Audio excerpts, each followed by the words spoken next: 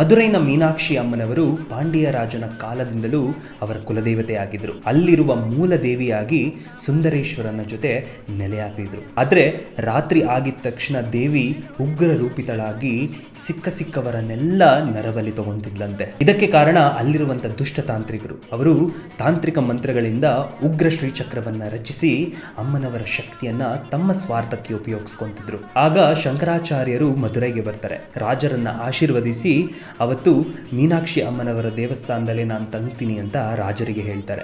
ಆದರೆ ರಾಜರು ಶಂಕರಾಚಾರ್ಯರಿಗೆ ಬೇಡ ಅಂತ ಹೇಳ್ತಾರೆ. ಅವರು ಅಲ್ಲಿ ಆಗ್ತಿರುವ ಸಮಸ್ಯೆ ಬಗ್ಗೆ ಶಂಕರಾಚಾರ್ಯರಿಗೆ ಹೇಳ್ತಾರೆ. ಆದ್ರೂ ಶಂಕರಾಚಾರ್ಯರು ನಾನು ಮೀನಾಕ್ಷಿ ಅಮ್ಮನವರ ದೇವಸ್ಥಾನದಲ್ಲಿ ಉಳಿತೀನಿ ಅಂತ ಹೇಳ್ತಾರೆ. ಶಂಕರಾಚಾರ್ಯರು ಧ್ಯಾನ ಮಾಡಕ್ಕೆ ಶುರು ಮಾಡ್ತಾರೆ. ಮಧ್ಯರಾತ್ರಿ ಆಗುತ್ತೆ. ವಿಗ್ರಹದ ರೂಪದಿಂದ ನಿಜ ರೂಪಕ್ಕೆ ತಾಯಿ ಬರ್ತಾಳೆ. ಗರ್ಭಗುಡಿಯಿಂದ ಆಚೆ ಕಾಲಿಟ್ಟಿದ ತಕ್ಷಣ ತಾಯಿ ಉಗ್ರ ರೂಪಿ ಆಗ್ತಾಳೆ. ಆಗ ಶಂಕರಾಚಾರ್ಯರು ಅಡ್ಡ ನಿಂತ್ಕೊಂತಾರೆ. ಅಮ್ಮನವರು ಅವ್ರು ಕೇಳ್ತಾರೆ, ಯಾರು ನೀನು, ಯಾಕೆ ನನಗೆ ಅಡ್ಡ ನಿಂತಿದ್ಯಾ ಅಂತ. ಆಗ ಶಂಕರಾಚಾರ್ಯರು ಉತ್ತರಿಸ್ತಾರೆ, ಅಮ್ಮ ನಾನು ಶಂಕರ. ಶಂಕರರು ತಾಯಿಯ ಸ್ತೋತ್ರವನ್ನ ಪಠಿಸ್ತಾನೆ ಇರ್ತಾರೆ. ಅವರ ಸ್ತೋತ್ರ ಪಾರಾಯಣದಿಂದ ಮನಸೋತ ದೇವಿ ಅವರಿಗೆ ಒಂದು ವರವನ್ನ ಕೊಡ್ತಾರೆ. ಶಂಕರರು ನನಗೇನು ಬೇಡ ತಾಯಿ, ನೀನು ನನ್ನ ಜೊತೆ ಪಗಡೆ ಆಡು ಸಾಕು ಅಂತ ಹೇಳ್ತಾರೆ. ಆಗ ತಾಯಿ ಒಂದು ಷರತ್ತನ್ನ ಇಡ್ತಾರೆ. ಅಕಸ್ಮಾತ್ ನಾನ್ ಗೆದ್ದರೆ ನನ್ನ ಸಂಹಾರ ಕಾರ್ಯಕ್ಕೆ ಅಡ್ಡ ಬರಬೇಡ ಅಂತ ಹೇಳ್ತಾರೆ.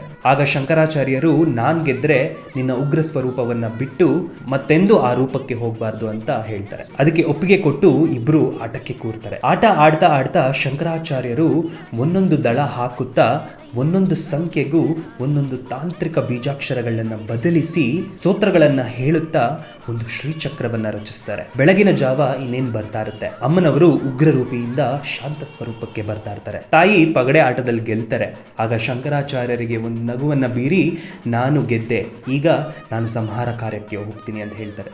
ಆಗ ಶಂಕರಾಚಾರ್ಯರು ನೀನು ಈ ರೂಪದಲ್ಲಿ ಹೋಗಕ್ಕೆ ಸಾಧ್ಯವಿಲ್ಲ ತಾಯಿ, ಯಾಕಂದ್ರೆ ನೀನು ಸೌಮ್ಯ ರೂಪಕ್ಕೆ ಬಂದಾಯಿತು ಅಂತ ಹೇಳ್ತಾರೆ. ಯಾಕಂದ್ರೆ ಶಂಕರಾಚಾರ್ಯರು ರಚಿಸಿದ ಶ್ರೀಚಕ್ರದಲ್ಲಿ ಅವರಿರ್ತಾರೆ. ಇದರಲ್ಲಿ ಶಂಕರಾಚಾರ್ಯರು ಹೇಳ್ತಾರೆ, ತಾಯಿ ನೀನು ಈ ಶ್ರೀಚಕ್ರವನ್ನ ಭೇದಿಸಿ ಬರಬಲ್ಲೆ, ಆದ್ರೆ ನೀನೇನಾದ್ರೂ ಆತರ ಮಾಡಿದ್ರೆ ಲೋಕವೆಲ್ಲ ನಿನ್ನನ್ನು ದೇವಿಯಾಗಿ ಪೂಜೆ ಮಾಡೋದಿಲ್ಲ, ನಾಸ್ತಿಕರಾಗೋಗ್ತಾರೆ, ಈ ಜಗ ವಿನಾಶಕ್ಕೆ ಕಾರಣ ಆಗತ್ತೆ ಅಂತ ಹೇಳ್ತಾರೆ. ಆಗ ಮೀನಾಕ್ಷಿ ಅಮ್ಮನವರು ಅಲ್ಲೇ ಇದ್ದ ಸುಂದರೇಶ್ವರನ ಮೂರ್ತಿಯನ್ನ ನೋಡಿ ಇದು ಶಿವಲೀಲೆ ಅಂತ ಹೇಳಿ ಮತ್ತೆಂದೂ ಆ ರೂಪಕ್ಕೆ ನಾನು ಹೋಗೋದಿಲ್ಲ ಅಂತ ಶಂಕರಾಚಾರ್ಯರಿಗೆ ಮಾತು ಕೊಡ್ತಾರೆ. ಅವತ್ತಿಂದ ಇವತ್ತಿನವರೆಗೂ ಮಧುರೈನ ಮೀನಾಕ್ಷಿ ಅಮ್ಮನವರು ಸೌಮ್ಯ ರೂಪಿಯಾಗಿ ಉಳ್ಕೊಂತಾರೆ. ನೀವು ಮೀನಾಕ್ಷಿ ಅಮ್ಮನವರ ದರ್ಶನ ಮಾಡಿದಿರಾ?